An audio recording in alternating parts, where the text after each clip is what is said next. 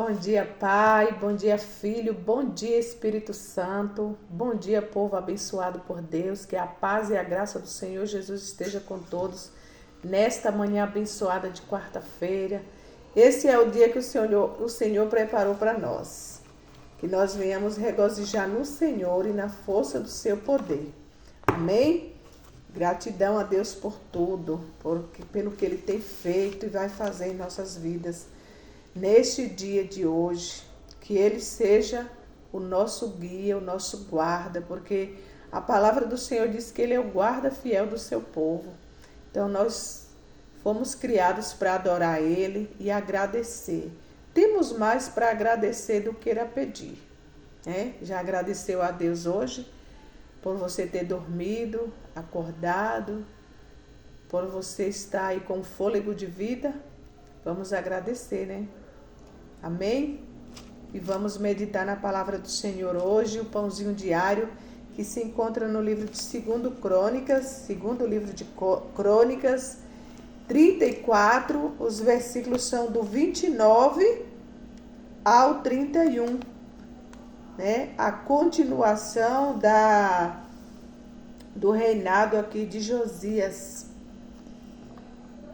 Então o rei mandou reunir todos os anciãos de Judá e Jerusalém, e o rei subiu à casa do Senhor com todos os homens de Judá, os habitantes de Jerusalém, os sacerdotes, os levitas e todo o povo, desde o maior até o menor, e leu aos ouvidos deles todas as palavras do livro da aliança que fora achado na casa do Senhor.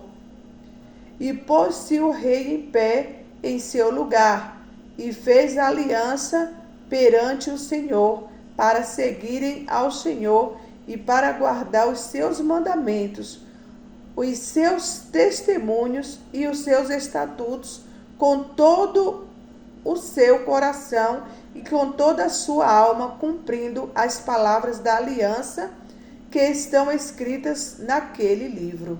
Louvado seja Deus.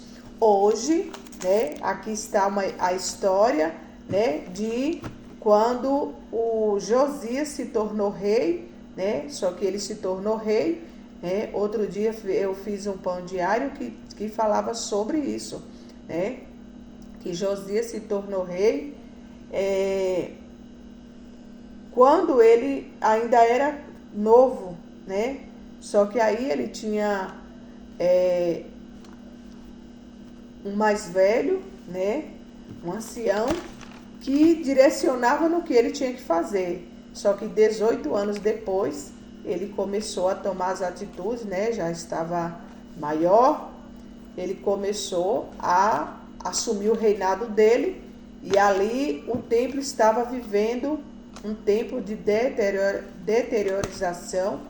Estavam adorando outros deuses e estava uma certa bagunça ali no templo, onde era para ser adorado, quem tinha que ser adorado era Deus, mas não estava sendo desta forma.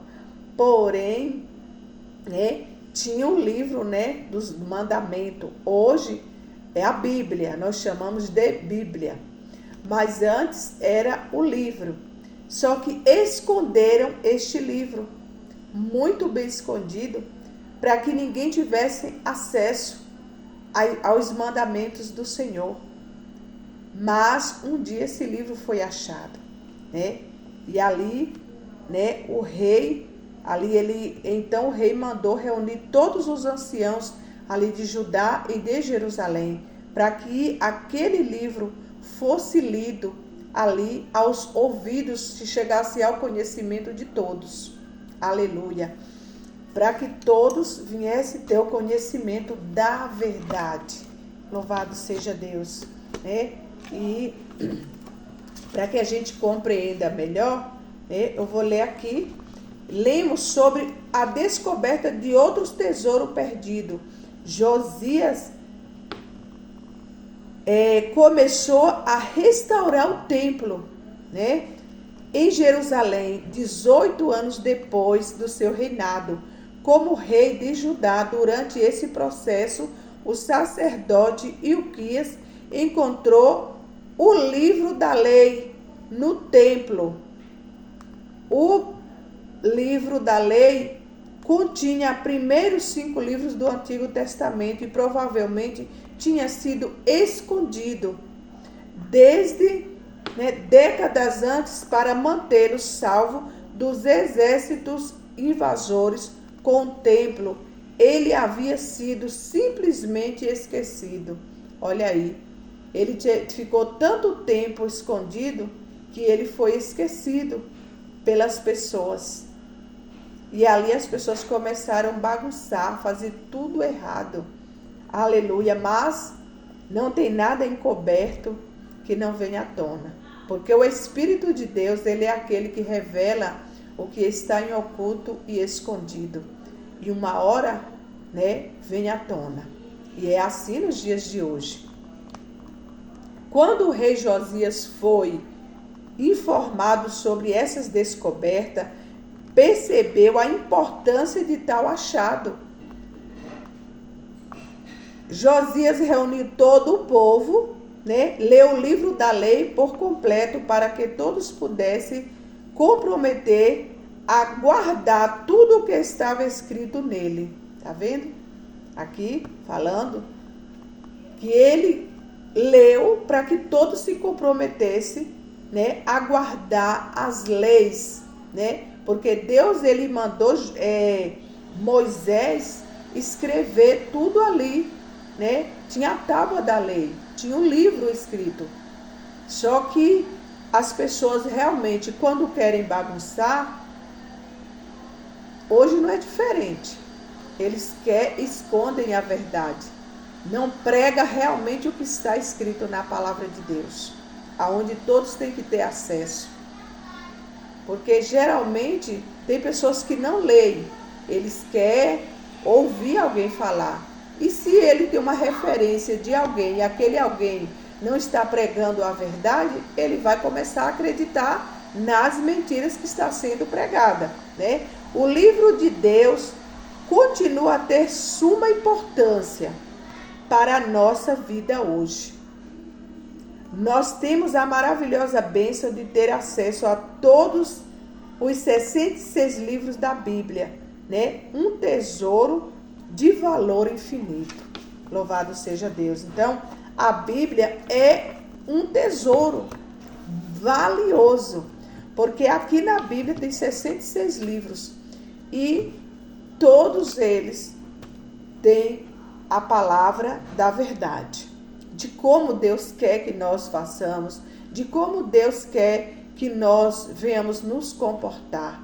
Aleluia. Tem os ensinamentos de como fazer dentro da casa do Senhor. Às vezes a gente não cumpre porque somos desobedientes, mas está tudo escrito na palavra de Deus, como tinha no livro, que já tinha os 5 primeiros livros da Bíblia, já estava ali, na tábua, já tinha as leis deixadas por Deus, aonde o povo não estavam cumprindo, Mas Deus levantou ali o rei Josias, E essa passagem, ela nos mostra um testemunho de profundo compromisso de Josias com o Senhor e do seu desejo de servir a Deus de todo o seu coração. Olha aí, Josias, ele desejava servir a Deus de coração, não de aparência, não com engano, Ele não queria ali ficar enganando o povo, com as mentiras. Ele queria seguir o livro, mas um dia ele achou. Aquele livro foi achado e ele reuniu todos e ali mostrou a verdade. Então, nós que já conhecemos a verdade, nós temos que transmitir esta verdade. Jesus disse assim: eu sou o caminho, a verdade e a vida. E ninguém vem ao Pai senão por mim. É Jesus que está falando. E quando a gente fala essas verdades, as pessoas querem colocar, como diz o ditado, pano quente, Quer esconder a verdade e colocar as mentiras na frente. Mas a palavra de Deus não tem meio termo. Ou é ou não é.